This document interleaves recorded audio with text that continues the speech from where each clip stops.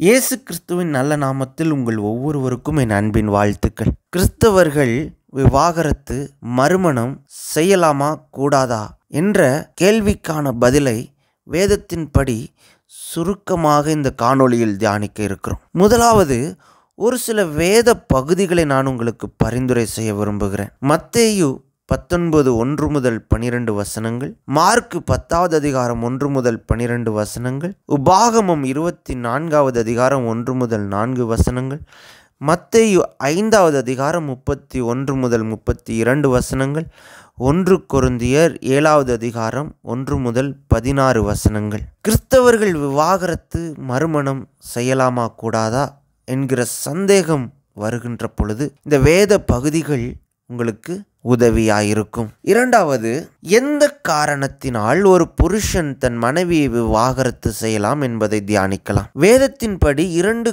காரணங்களுக்காக மட்டும்தான் ஒரு புருஷன் தன் மனைவியையோ ஒரு மனைவி தன் புருஷனையோ விவாகரத்து செய்யலாம். ஒன்று, வேசித்தனம் முகாந்திரத்தினால். இரண்டாவது, அவிசுவாசியுடன் பிணைக்கப்பட்டிருக்கும் பட்சத்தில், அதாவது கலப்பு திருமணம், கிறிஸ்தவ இந்து திருமணமாய் இருக்கலாம், அல்லது கிறிஸ்தவ முஸ்லிம் திருமணமாக இருக்கலாம், அல்லது கிறிஸ்தவருக்கும் கிறிஸ்தவர் அல்லாதோருக்குமான திருமணமாக இருக்கும் பட்சத்தில் அவர்கள் பிரிந்து செல்ல ஆசைப்பட்டால் விவாகரத்து செய்து கொள்ளலாம். இந்த 2 காரணங்களை தவிர வேறெந்த காரணத்திற்கும் விவாகரத்து செய்ய வேதத்தில் இடமில்லை.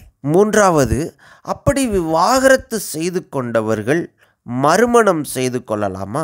4 காரணங்களுக்காக விவாகரத்து ஆனவர்கள் வேதத்தின்படி மறுமணம் செய்து கொள்ளலாம். ஒன்று, வேசித்தன முகாந்திரத்தினால் தன் துணையை விவாகரத்து செய்தவர்கள் மறுமணம் செய்து கொள்ளலாம். இரண்டாவது, புருஷனால் கைவிடப்பட்ட பெண்களும் கூட வேதத்தின்படி மறுமணம் செய்து கொள்ளலாம். ஒரு காரியத்தை இங்கு நான் உங்களுக்கு தெளிவுபடுத்த விரும்புகிறேன். மத்தேயு 19வது அதிகாரம் 9வது வசனத்தில் வேதம் இப்படியாக சொல்லுகிறது, ஆதலால் எவனாயிலும் தன் மனைவி வேசித்தனம் செய்தது நிமித்தமே அன்றி அவளை தள்ளிவிட்டு வேறொருத்தி விவாகம் பண்ணினால் அவன் விபச்சாரம் செய்கிறவனாயிருப்பான். தள்ளிவிடப்பட்டவளை, வேசித்தன முகாந்திரத்தினால் தள்ளிவிடப்பட்டவளை விவாகம் பண்ணுகிறவனும் விபச்சாரம் செய்கிறவனாயிருப்பான் என்று உங்களுக்கு சொல்லுகிறேன். பாருங்கள், இந்த வசனத்தை நாம் தெளிவாக புரிந்து கொள்ள வேண்டும். புருஷனால் கைவிடப்பட்ட பெண்களை விவாகம் செய்கின்றவன்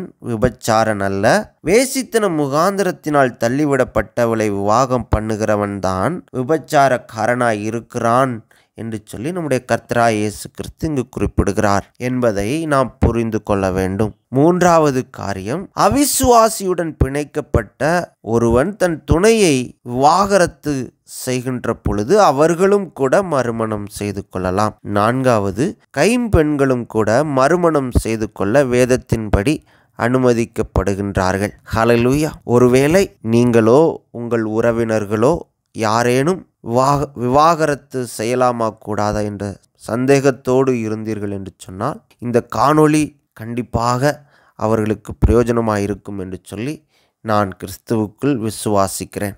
உங்கள் உறவினர்கள் யாருக்கு இந்த காணொளி தேவைப்படுமோ அவர்களுக்கு இந்த காணொளியை ஃபார்வேர்ட் செய்யுமாறு அன்போடு கேட்டுக்கொள்கிறேன். இதை குறித்து உங்கள் கருத்துக்களை பின்னூட்டத்தில் பதிவிடுமாறும் கூட அன்போடு கேட்டுக்கொள்கிறேன். கர்த்தர் நம் ஒவ்வொருவரையும் ஆசிர்வதிப்பாராக.